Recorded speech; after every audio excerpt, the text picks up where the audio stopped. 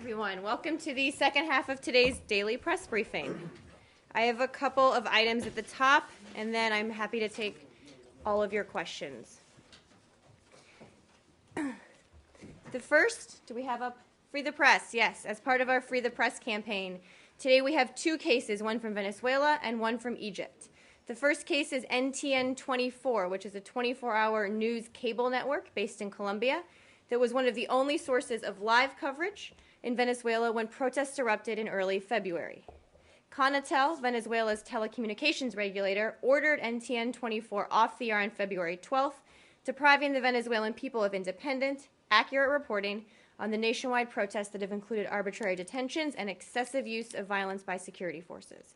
As of today, NTN 24 remains off the air and is available only through the internet. We call on the government of Venezuela to cease repression of NTN 24 and to protect and respect the freedom of expression and other universal human rights. The second for the Free the Press campaign is from Egypt. Sama Ibrahim is a young journalist who was sentenced by a court on April 29th to 6 months in prison and a fine of 50,000 Egyptian pounds on charges including disturbing the peace and demonstrating without a permit. Ibrahim was arrested in January with 9 other people in the course of doing her job, covering a pro-Morsi demonstration in Cairo against the constitutional reform. Ibrahim is one of 17 journalists currently imprisoned in Egypt, according to the Committee to Protect Journalists. We urge the interim government to fulfill its commitment to respect freedom of the press. All journalists, regardless of affiliation, must not be targets of violence, intimidation, or politicized legal action. They must be protected and permitted to freely do their jobs. And we continue to urge the government to drop charges and release journalists who have been detained. One other item, two other quick items at the top, if we can change the screens back to what they normally are, but related to the Free the Press campaign. The United States is deeply troubled by the Russian Federation Council's approval of laws that will impose sweeping new restrictions on the internet and blogging, if signed by President Putin. These restrictions can only be seen for what they are, an attempt to limit freedom of expression and the ability to network and assemble not only for journalists but for all Russians. Unfortunately, these are just the latest attempts by the Russian government to exert control over the rapidly shrinking space for independent voices and civil society in Russia, both online and offline. Taken as a whole, these developments effectively stifle alternative views and further restrict the space for independent discourse and civic activism in Russia. And the final is a trip update. Secretary Kerry is en route to Addis Ababa, Ethiopia, where he will be arriving shortly if he hasn't already. Addis is the first stop on a week-long trip to Africa to encourage democratic development, promote respect for human rights, advance peace and security, engage with civil society and young African leaders who will shape their continent's future. Also promote trade, investment, and development partnerships. The Secretary's trip will also highlight U.S. investments in PEPFAR, the President's Emergency Plan for AIDS Relief.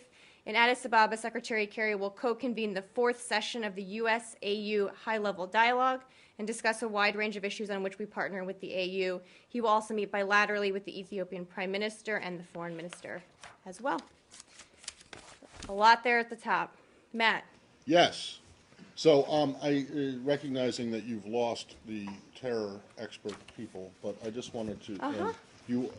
there was something more that they wanted to say? Yeah, about the so on your statistics? question, I think this is an important one to dig into in terms of the numbers. Just a few points on that. The first is, as you rightly pointed out, this is the second year we've used this new methodology, which we're still refining. So numbers are important, but we're still refining the methodology. But more importantly, yes, the number of attacks has gone up, but it's a feature of the evolving threat they talked about, that these attacks are smaller against localized targets, mostly domestic, and that the numbers against Americans certainly have been very low for a long time and have continued to go down. Right. So you're seeing this because of the evolving threat. There aren't big, massive scale attacks anymore. There are more smaller, localized ones. So in some way, it's an evolution of the threat. It doesn't.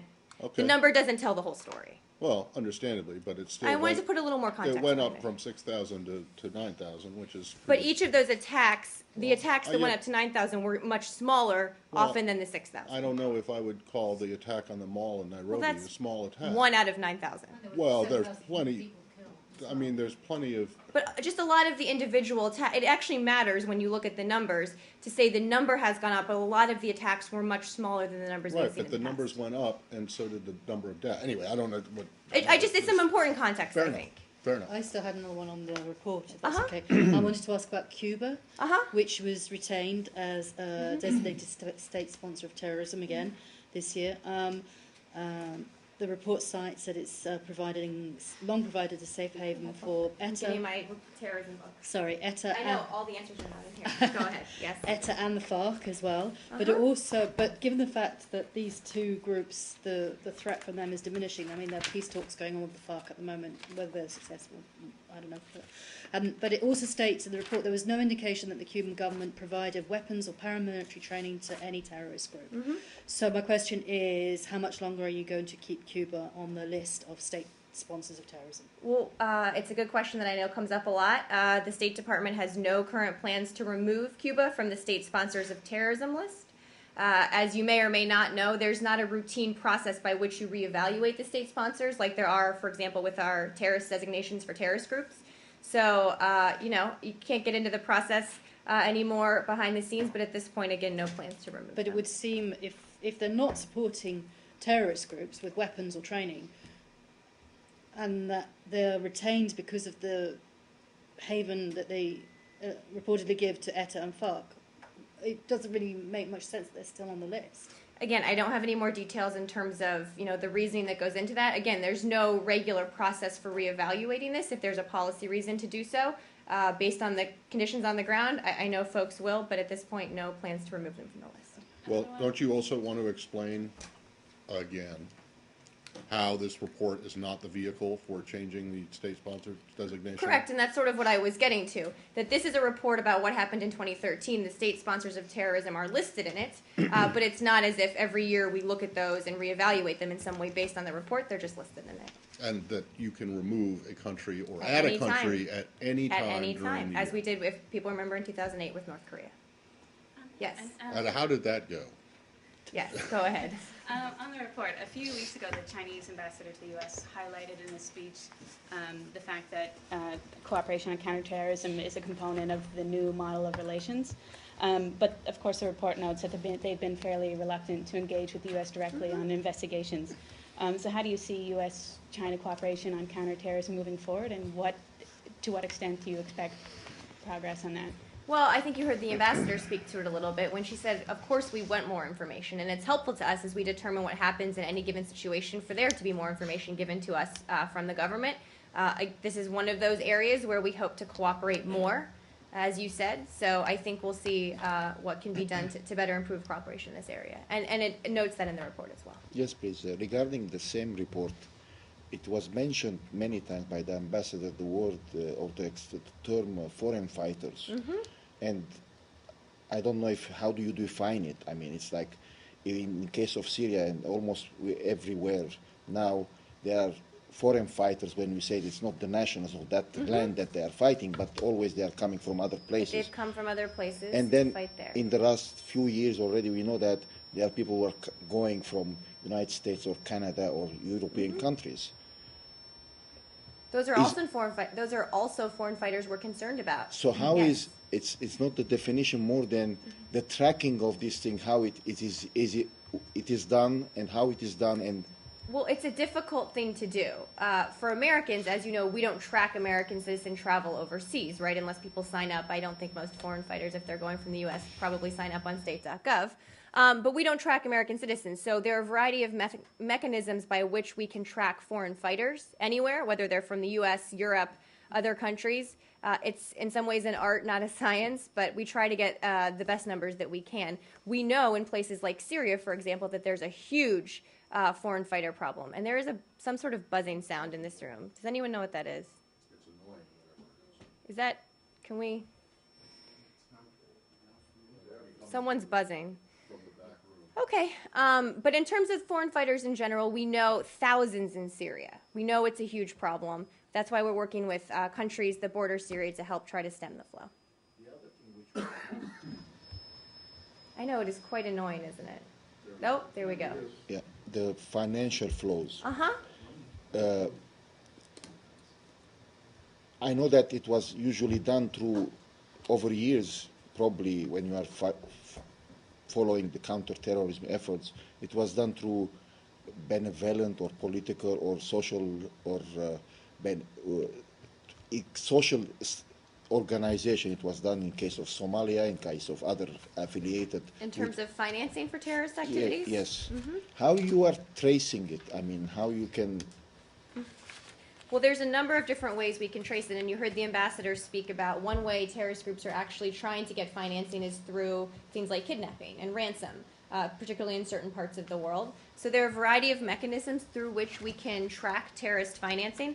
One thing we've done quite a bit of work on is working with other countries. The terrorists sometimes use their banking systems or use their infrastructures to finance their activities through to help crack down on this. A lot of this is about building partnerships and capacity of countries to do this. Are there any financial flows from either say European countries or United States going on to these terrorist groups? I think we probably look for financial links from anywhere. As you know, when a country or when an organization is designated as a terrorist organization by the State Department, one of the things that does is prohibits people in the United States from financing these groups. So obviously, it's something we take very seriously. Anything else on the report? Yes, I have a question on the report. I have a question on Greece.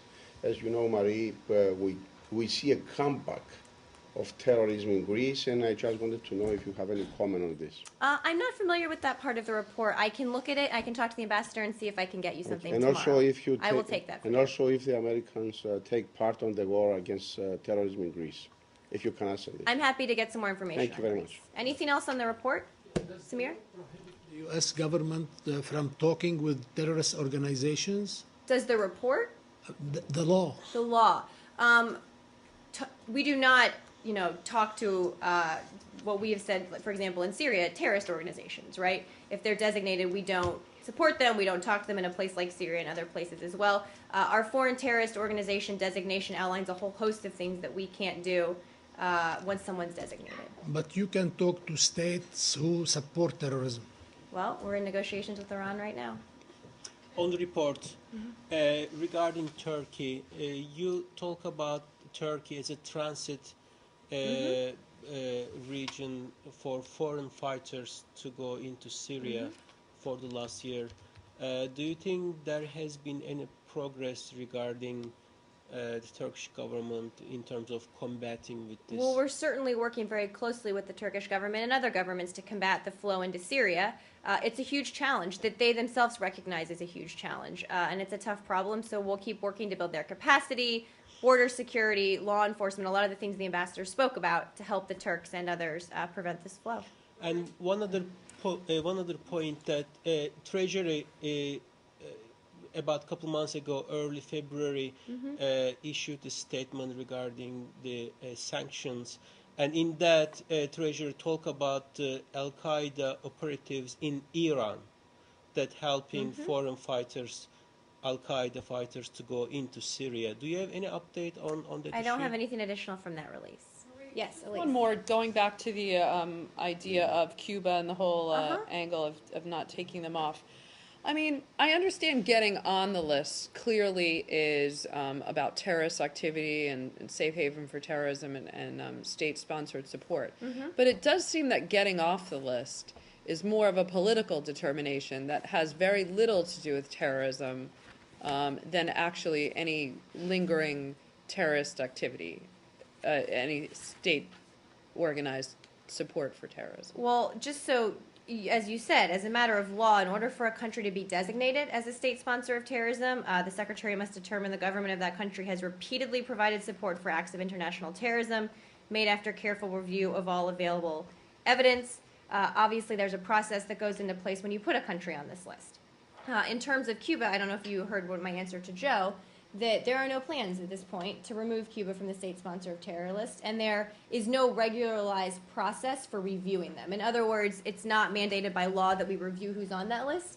If there's a reason to, we will. We obviously don't get into that process. Why are there no plans and why is there no process for taking a country off a list? I mean, shouldn't they only be on the list if they're actively or within the, I think it's within 6 months or a year or something, have actively supported So what is the reason that Cuba is still on the list? I don't have any additional information for you about why Cuba is still on the list. We know why they were put on. That was obviously a public discussion at But the do time. you still see them as a state sponsor of We terrorism? have no plans to take them off of the list. But I'm sorry, I just need to press you on why. I'll keep saying the same thing if you keep No, asking. I understand, but Okay. I understand. Why is there no process for getting? It seems that Well, there's a process. There's just not one built in the law wherein, unlike the foreign terrorist organization designations, we are required to review it every 5 years. So So there's just just not a regular process. It doesn't mean they don't get reviewed. It means there's not Right. a time limit under which so. you do that. Would you agree then that a review of a country's status on the list is, given the fact that you don't have a legal requirement, is more based on your political? No.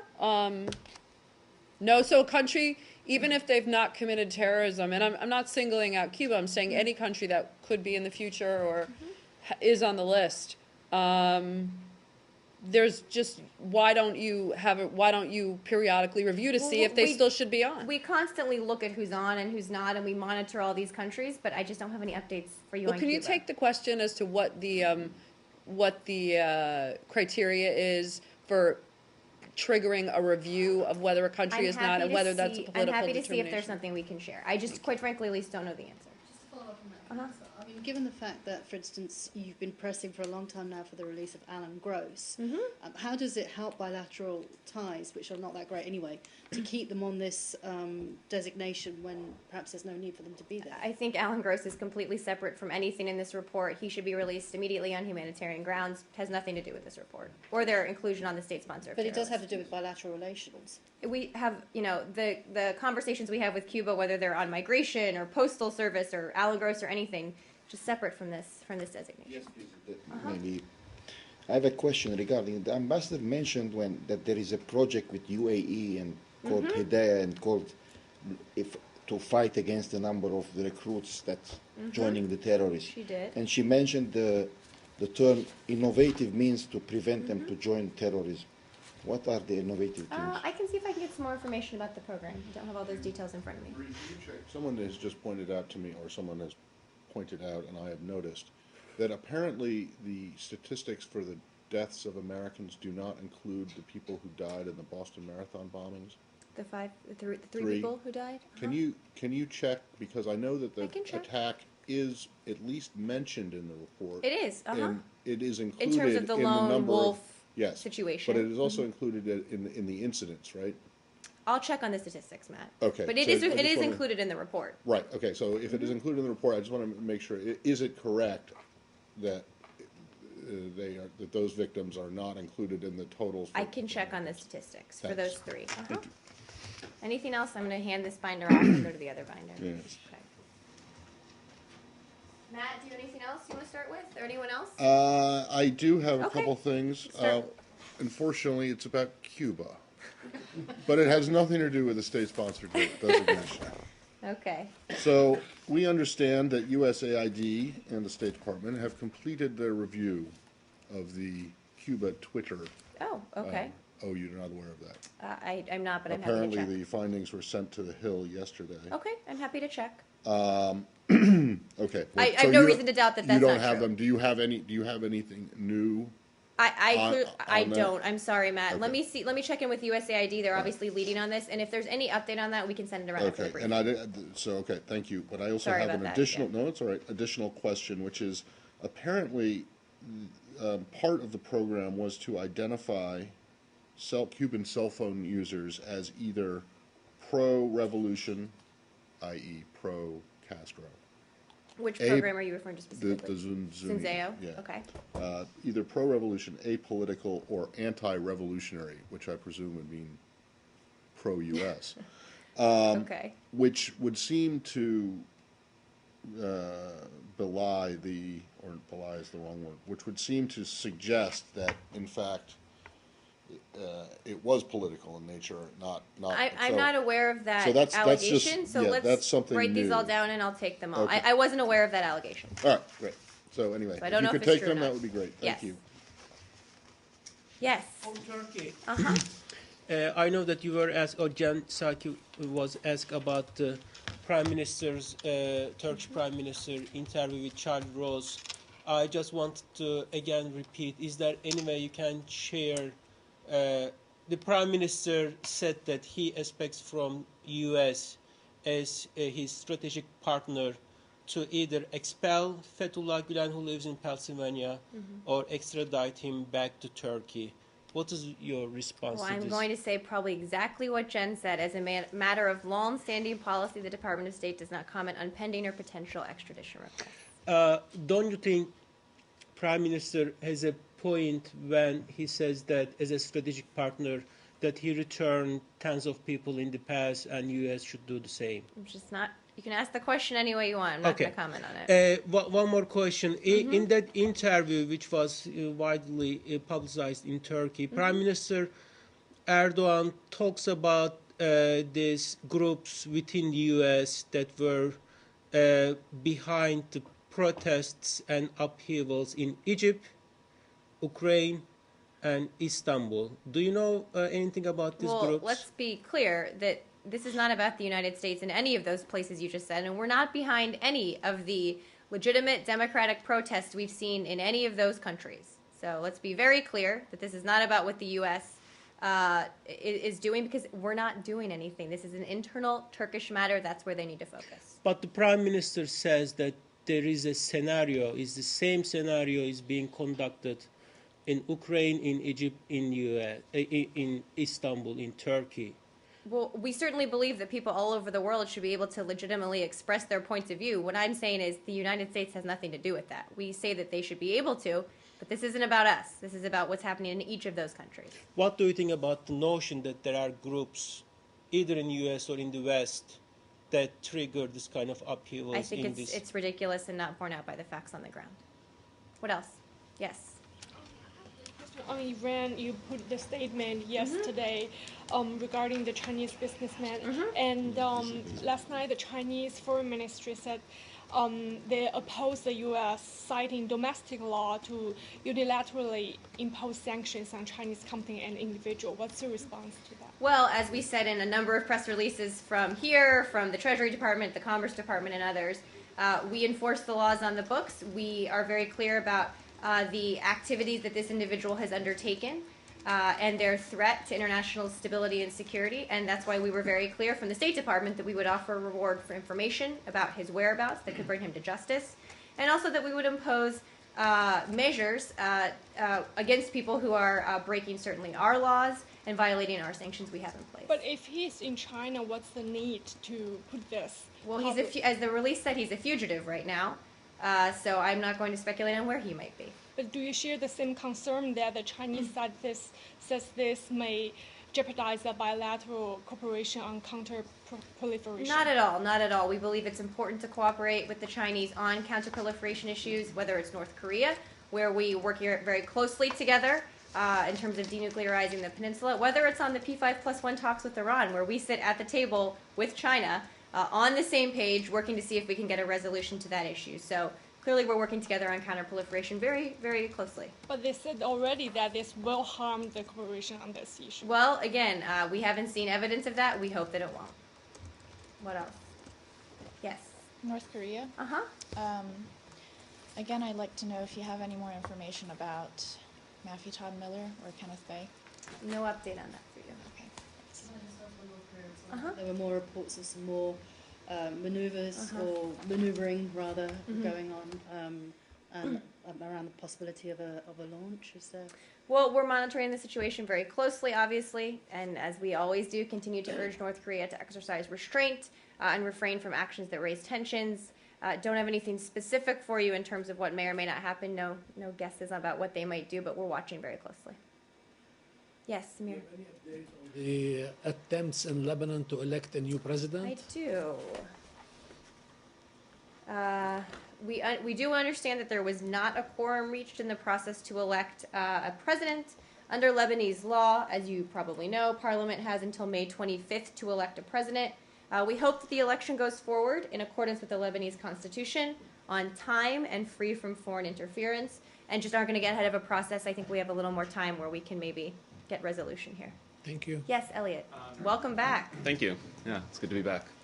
The Chinese Ministry of Defense announced yesterday, I think, that they're planning to do a joint military exercise in the East China Sea with Russia next month. Do you have any response to that? I hadn't seen that announcement. Let me talk to our folks. Thanks. See if they have anything. Matt? Are you aware of this case of an American teenager, Abdullah Jafar Abdullah, who is going on trial in Bahrain? I am not aware of this. Could you ask about it and see if you have any On trial for what? on trial for political charges? I don't know exactly what they are. I'll check. I wasn't aware of that case. Yeah, I'm just curious if you have any concerns about that. Not just the charges, but the fact that he's 17. Let me check. Anything else? Is there anything new to report on Ukraine and Russian de-escalation or non-de-escalation? Certainly not de-escalation. No, not much new today. We've seen more bad behavior from the Russians, not taking any steps to de-escalate, still causing problems. The OSCE monitors still being held, as are a number of other hostages. Okay. Nothing's changed. And did you, yesterday I asked about this legislation that was introduced today by Representative Royce and... Is this the BBG legislation? Yes, BBG legislation. Let's see what I have. I actually haven't seen the legislation yet, and I'm not sure our folks here have. I have something very brief on this.